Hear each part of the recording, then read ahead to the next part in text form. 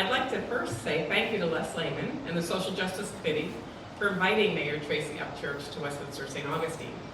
On behalf of the residents and the team members, I'd like to welcome you to our campus. We're very honored that you're spending time with us to share your goals and objectives for beautiful St. Augustine. Turn it over to you.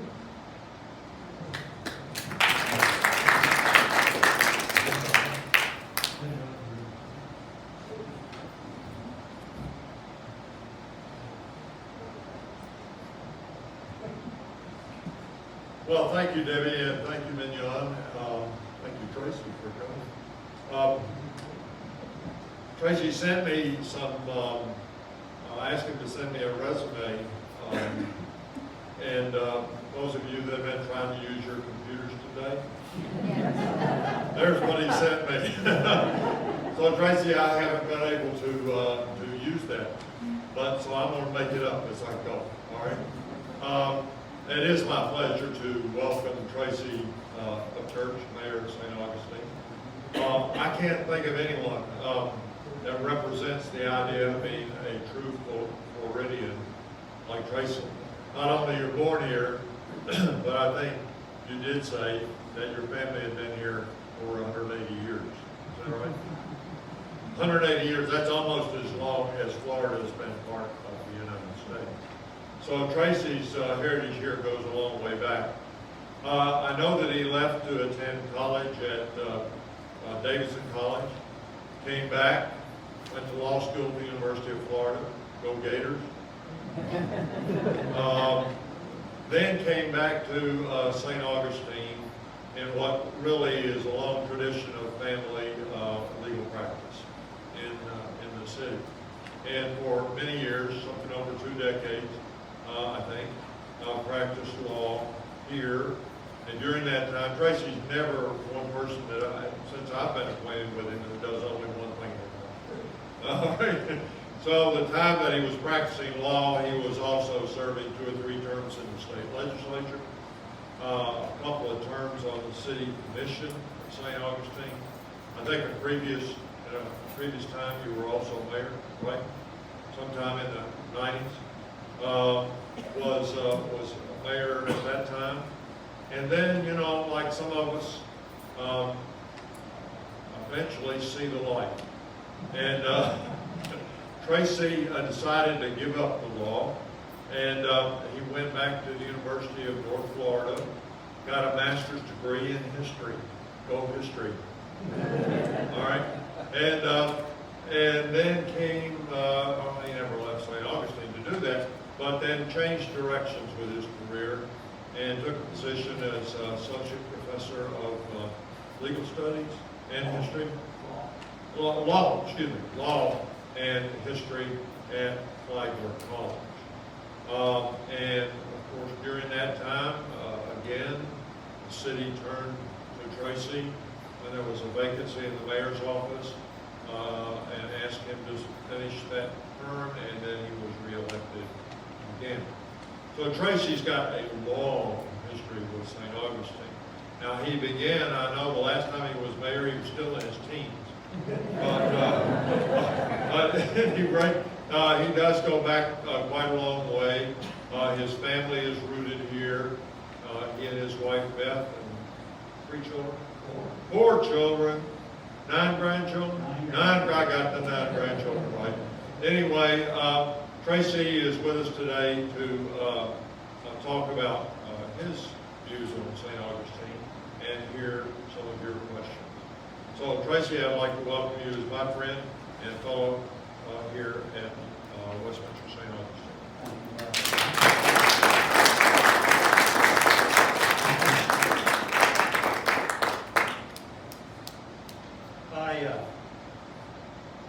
So when I forget this, you'll all remember where it is, and I'll come back and get it.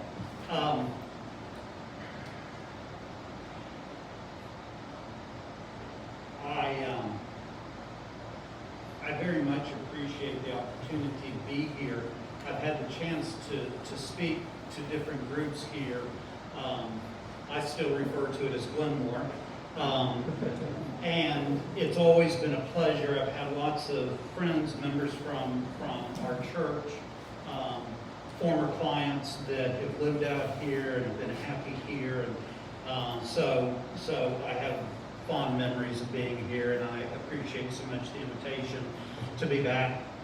I really appreciated the questions. And the nice thing about doing something like this is it requires me to reflect and to focus my comments. And I think there's two places. The first I'd like to do is this. Mayor of St. Augustine is a grand title. I love it. It's a wonderful city to be mayor of. And being a mayor, particularly of a town like St. Augustine, it's extra special. Next week, I'm actually going to fly to Washington, D.C. for a reception at the Spanish Embassy.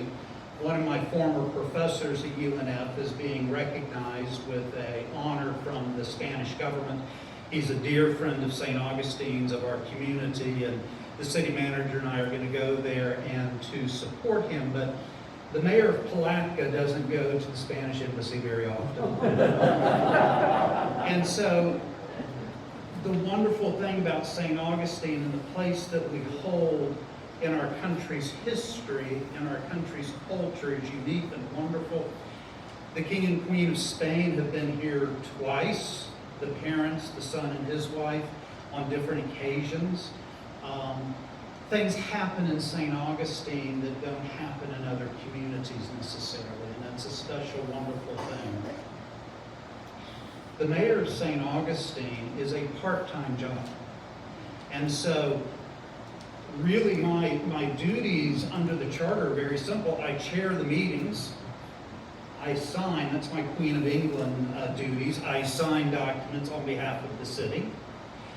And I do ceremonial events. But I do not run the city on a day-to-day basis. We have a city manager, a professional city manager who does a phenomenal job of running the city. And so I'm merely one of 5 members on a board, and I chair the meetings. But the title of mayor maybe gives me a little bit more of a platform, and it's one that I welcome, but I don't want people to be confused by what really the job and the title is. During the last year with COVID and Confederate monuments, and people hear what Lenny Curry's doing in Jacksonville. Well, Lenny Curry is an executive mayor. He's elected, he runs the city on a day-to-day basis, and he has a staff, and that's what he does. But the mayor of St. Augustine does something entirely different.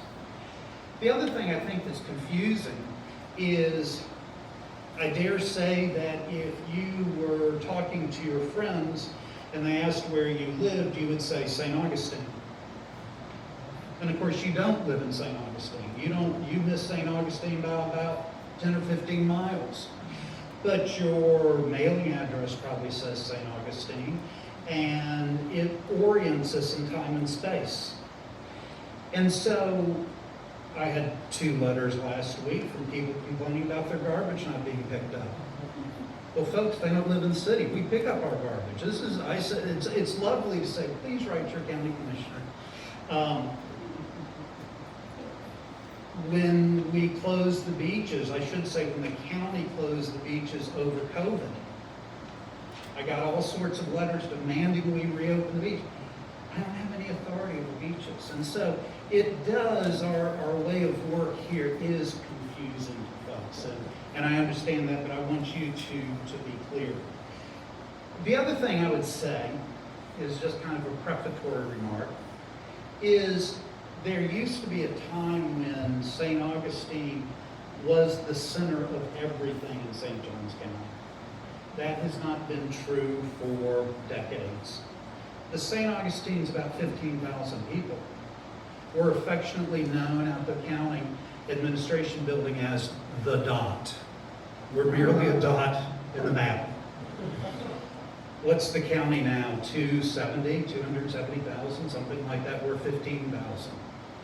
And so our influence, maybe it's a little bit like London. We think of London as a major world metropolitan center, but the reality is the city of London is just a small piece of that much larger whole. And maybe that's where St. Augustine is in the context of the county.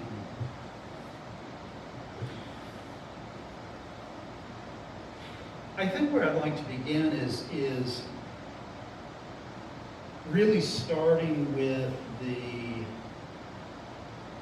protests, the disturbances, I don't know the right word for it, that occurred in Charlottesville, I believe in 2017, that resulted in one person's death and was broadcast and disseminated widely. There became a very active conversation in the city about what to do with our Confederate memorial. Our memorial is the second oldest in the state of Florida. It predated this heyday of Jim Crow monuments. It was originally erected on Catholic property because the federal troops, the federal government would not allow it to be erected in the plaza. And this was a monument to Confederate war dead, young men from St. Augustine who had died fighting for the Confederacy. There are some cultural, historical, sociological interpretations of the monument, what it meant at the time, etc. But it was originally constructed on property granted by the bishop, the Catholic bishop, and as soon as occupation ended with the end of Reconstruction, they very quickly reassembled the monument in the plaza. They being defeated Confederates, and established this monument where it existed for, 150 years or so.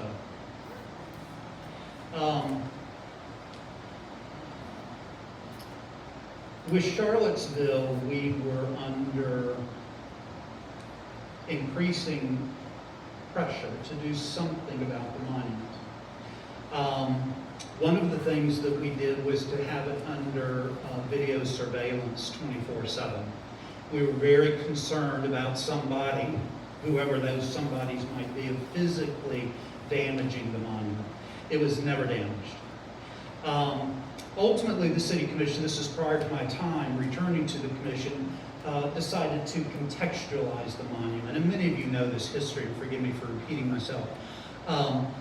And they met in earnest, and it was a lovely cross-section of the community, and they developed 4 plaques that attempted to explain what this monument meant in a wider historical, cultural understanding or background. And then the world changed the day George Floyd died. I think it's important for us to remember in many ways how that changed. The state of Mississippi finally decided to remove the Confederate battle flag from their state flag. Aunt Jemima and Uncle Ben, the land of Lakes Indian, the Washington Redskins were all banished as logos, as promotional material, because there was simply a sense that it was no longer appropriate, that there was an insensitivity there, that it conveyed a mixed double message that we did not need going forward. And in countless communities across the nation, particularly in the South, these types of monuments were removed from public space. Some mayors, like Lenny Curry, did it in the dead of night. Lenny Curry was trying to set up for the Republican National Convention that was scheduled to come to Jacksonville because it had gotten kicked out of Charlotte. And he's got a crew, and he's got a big wrench, and he's got a newer monument. And they did it in the dead of night. And lots of people complained about it, but the fact is, it was in storage. The deal was done. So, the city, a month after George Floyd's death, now imagine this, a 10-hour Zoom meeting, dozens of people speaking in person. All the commissioners are either in their homes in different locations. Dozens of people came in person to speak. The city clerk then read 300 emails. Yeah. I would pause and say something that's really interesting is these were not form emails. You know, oftentimes on a public interest, it's one after another. There's a generic one, you just send it under your own email account.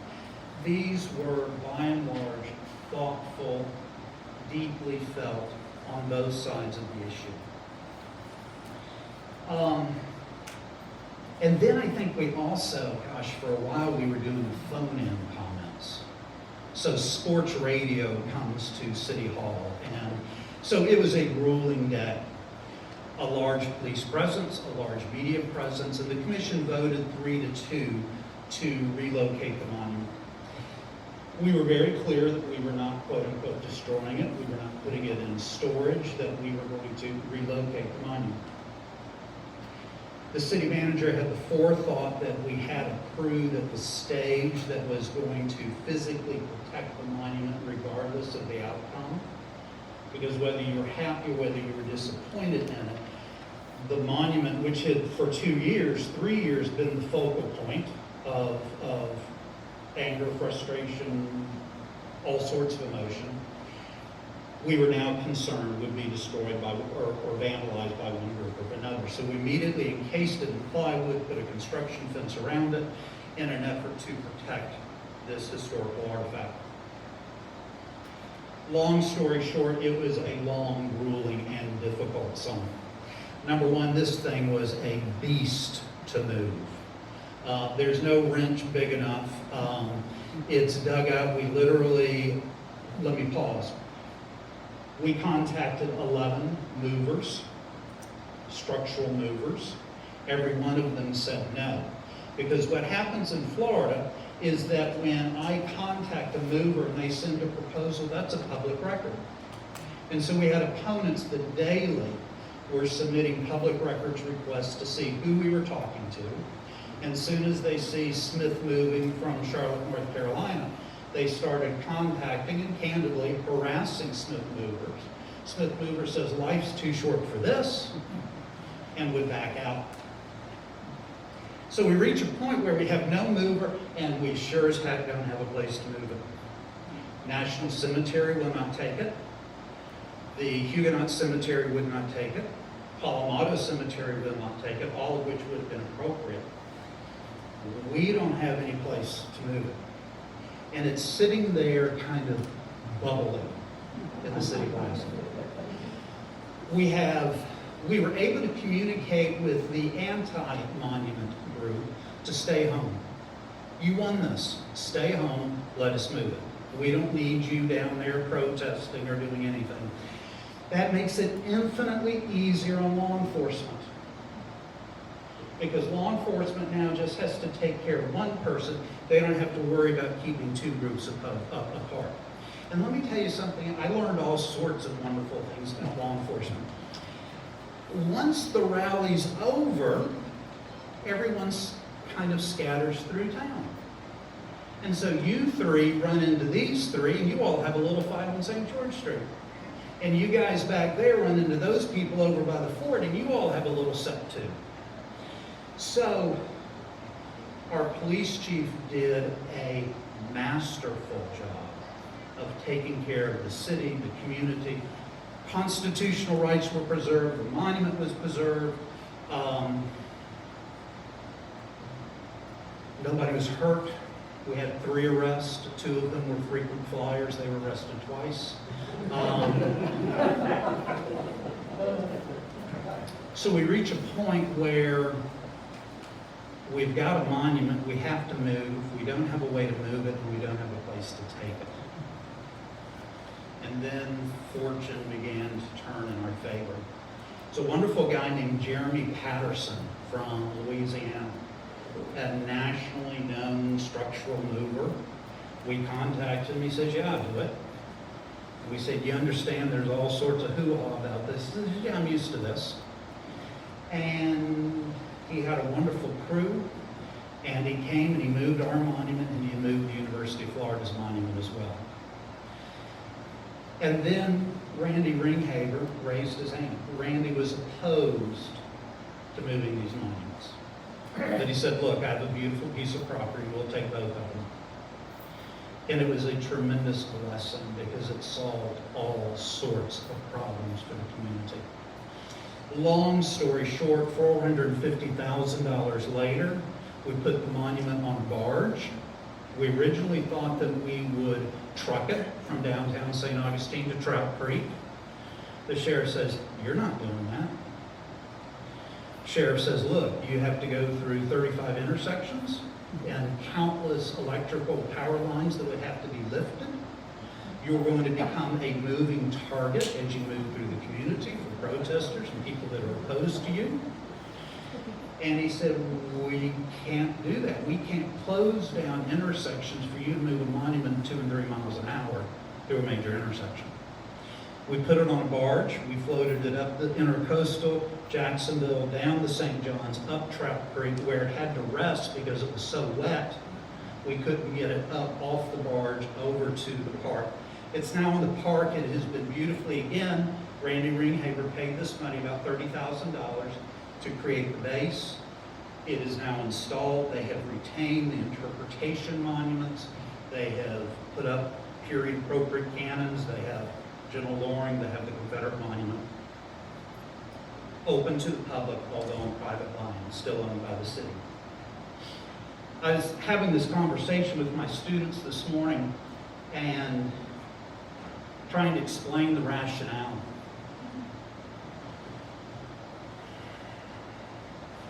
And I would say that while it was a 3-2 vote, all 5 of the commissioners wanted the Confederate monument changed. 2 advocated for an idea of repurposing the monument, making it into a monument for peace or grand veterans monument, or some way reuse the structure.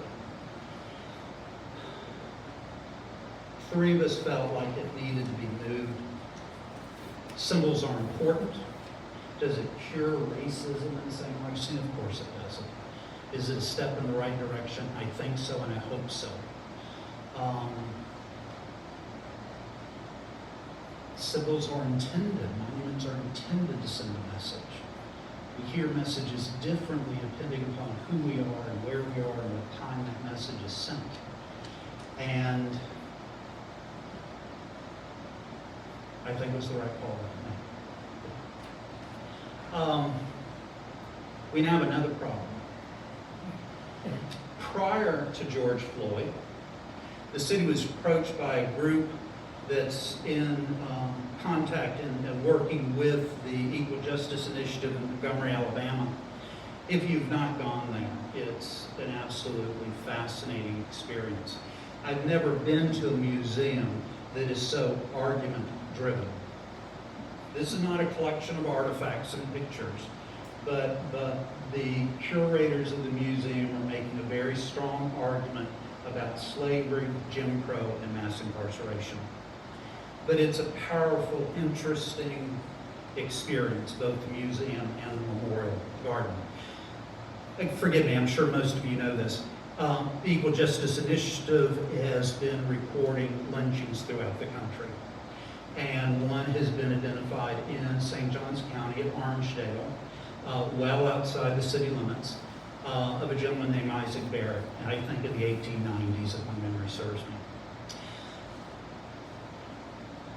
And they, working with EJI, had a monument, what I would call a roadside marker, just a traditional historic monument marker that we see on the side of roads in front of buildings. And they had it installed and were to dedicate it the next day. And that evening was vandalized. It was literally stolen. So all that remained was the ghost. Horribly disappointing, I'm sure, to the organizers. They then come to the city and said, may we put it in the plaza?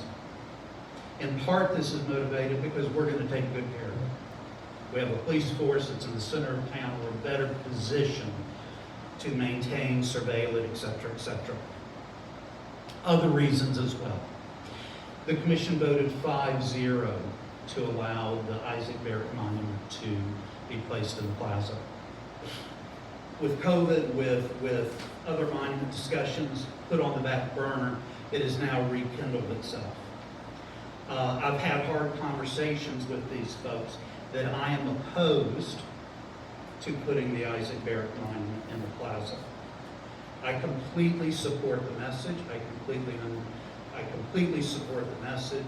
I'm completely supportive of their efforts that in talking about these difficult things, we get to a better place. But the city did something significant when we removed a monument, that we're changing our understanding about how we use that public space. And lots of folks ask me somewhat earnestly, somewhat facetiously, well, what are you going to put in the place of the Confederate monument? And my response was grass.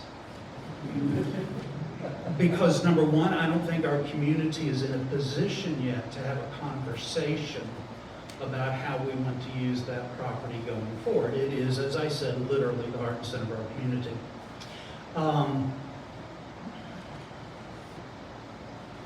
So we are working with them, I'm working with them in conversation of finding an appropriate location. An appropriate location is not shuffling it off to Lincolnville.